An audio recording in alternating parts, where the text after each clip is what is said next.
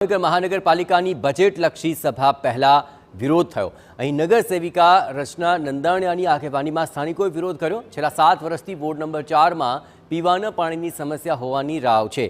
તંત્ર અને શાસકો સામે સૂત્રોચ્ચાર કરીને વિરોધ નોંધાવ્યો હતો।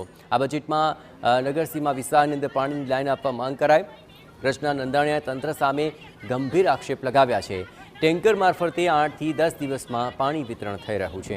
78 વિધાનસભા એમએલએ રીવાબાને પણ આડે હાથ લીધા અને એમએલએ બજેટલક્ષી મીટિંગમાં માત્ર નાસ્તો કરવા આવે છે તેવો આરોપ લગાવ્યો। ઝઘડા કરવામાં એમએલએ આખરે પહેલા નંબરે હોવાનો પણ રચનાબેનનો આક્ષેપ છે। એમાં 7 વર્ષથી અમારે પાણીની એટલી તકલીફ પડે છે। મીઠું પાણી નર્મદા નદીનું આવતું હતું, એ હાવ લાઈન તૂટી ગઈ, તેદું અમારે પાણીની નથી આવતું। અને ચોમાસામાં તો અમારે હાવ પાણી નથી આવતા। પાણી ટાંકા ગારા નાબ નદી આવી જાય તો આવતા નથી। તો અમારે ખારું પાણી કેટલા વર્ષ પીવું? અમારે કોઈ દાડો હોય, કોઈ લગ્ન પ્રસંગ હોય તો અમારે પાણીનું કોકને કહેવું પડે, કોકને ફોન કરવો પડે। રચનાબેનને અમે ફોન કરી તો પાણી મોકલે છે। જ્યારે બજેટમાં નગરસીમ વિસ્તારની ચર્ચા થતી હતી ત્યારે મારે ખાસ એ કહેવું છે કે અમારા વોર્ડ નંબર 4ના કોર્પોરેટર જડીબેન, જેનું આખું ગામ છે હાથણી, એ કેમ બોલતા નથી કે પહેલાં અમારી લાઈન નાખો?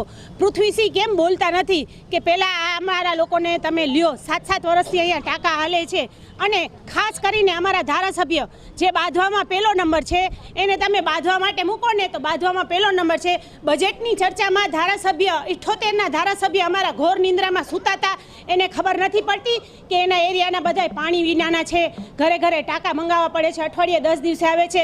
એ બજેટની ચર્ચામાં આવ્યા હતા તો શું એ સૂતા હતા કે બાજુના રૂમમાં બેસીને એ પૃથ્વીભાઈ અને જડીબેન ત્રણેય નાસ્તો કરતા હતા?